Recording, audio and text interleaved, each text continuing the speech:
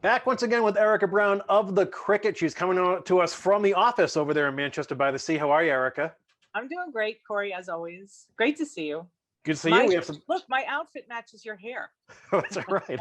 Can I borrow that after? Just like sort of skip through the neighborhood. Make sure I have my camera first. Yeah. Well, we have a bunch of good stories to share this week, right? Right off the bat, we have a big birthday party for Cape Ann Savings Bank. Cape Ann Savings Bank's 175 years old. It's in your backyard up there in Gloucester. They were founded in 1846. Can you believe it? Yeah. 1846. It was the first year. It was the year. This is what we did. It was the year that the first recognized baseball game was in America, down in New Jersey. Isn't that funny? It's just finishing now, probably. Exactly. And it was also the first year that Congress established the Smithsonian Institution. And it was the same year on April 15th, 1846, that the Cape Ann Savings Bank opened up on Main Street. It was 51 Main Street, where Cafe Bishko is now. Mm-hmm. Yeah, right. And yeah, they kind of did a fun thing where, you know, they had a little fun thing where anybody who came into Cafe Bishko on the 15th, Thursday the 15th, got $10 off from them. But anyway, it was a nice thing to do. Very sweet. The other thing they did, by the way, that was a little more serious, was they gave $175,000 to about 100 local charities on Cape Ann, as on top of what they already do. They divided it, and they're still on track to do exactly what they would normally do. So it was over and above their normal $175,000. Very cool. But in any case, yeah, so they opened up with, I love this, 40 depositors and $1,300. Yeah, I know. Nice. I know. Yeah, Cape Ann Savings Bank's important for Manchester because we have had a location here since I think it's the 70s or the 60s or 70s. And we have a lot of incorporators that are here, kind of Bill Scott, Dave Slade, Muffin Driscoll. I mean, there are others, but you know, it's a community bank that's got, you know, that's owned by its own shareholders and sort of the trustees and members. They're called members. So, and you're familiar with it. So oh, yeah. They've been around for a long time, and now they're, you know, they're big bank now.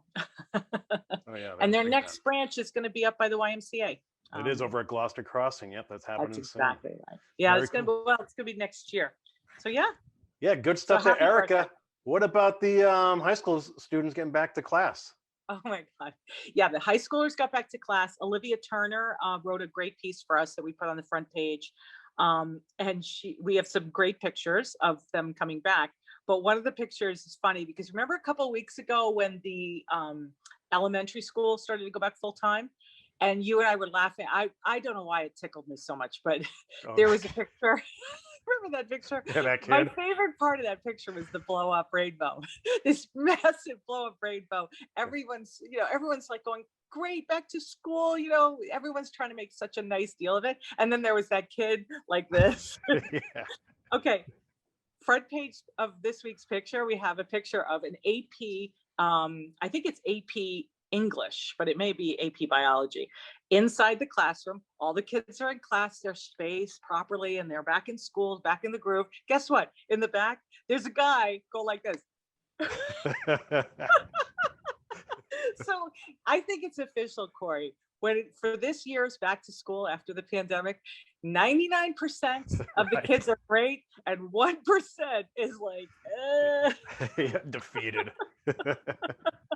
So I happen to know who that kid was because I recognize him by his hoodie. He was like over a hoodie. Oh, anyway. Let's get his parents on some week. Oh my God, no, I won't ever say a word. Anyway, so there you go. Cool. How about what's going on with the planning board? We know we have town elections coming up soon. I feel like I'm the planning board person. Mm-hmm. But no, seriously. The elections are coming up for both Manchester and Essex next month. And what's interesting is, remember last year, for both the towns, there was only one contested race, and that was for BOS in Essex. And so we had a sort of a forum to introduce people to both of the candidates. And it was a really interesting and fantastic race because it was really on the issues and people were really productive. It was a really productive conversation about where is Essex going to go. Well, this year, no contested races in both towns except for the planning board. So in Manchester, we have 2 slots that are coming up. Lyle Coons is stepping down and Christine Delisio is running again. And there are 4 people running for 2 slots. So that is contested. That's where the action is. And we're going to get details from them. We're going to run something in the next couple of weeks to introduce these candidates to our readers. And then we're also going to have sort of a forum where we actually have a conversation with them.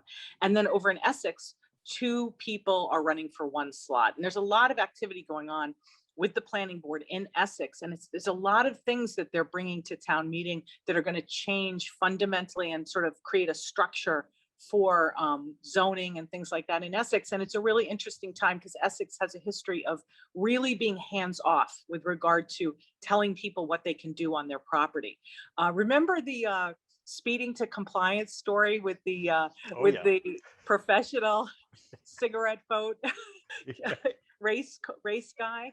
Well, that was really a conversation about planning and about zoning and about whether or not somebody has the right to do truly whatever they want with their property, namely put 50 cars on their property and not call it a junkyard, say, oh yeah, we just need it for our repairs.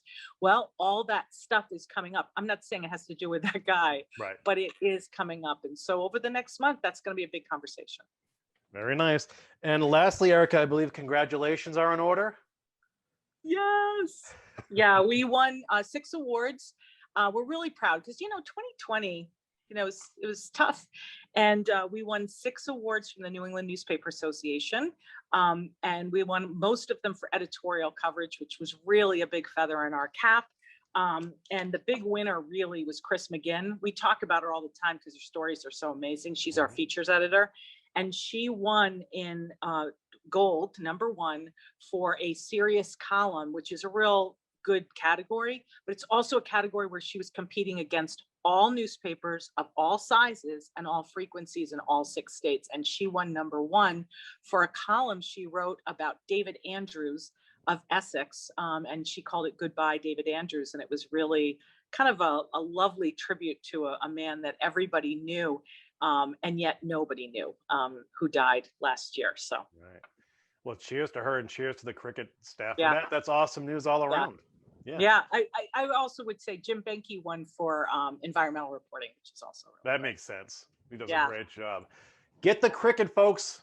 I enjoy it. I'm getting my copy first thing in the morning, I believe. So I love it. Yes, you do. we'll catch up with you, Erika. Thanks for the news. All righty. Bye.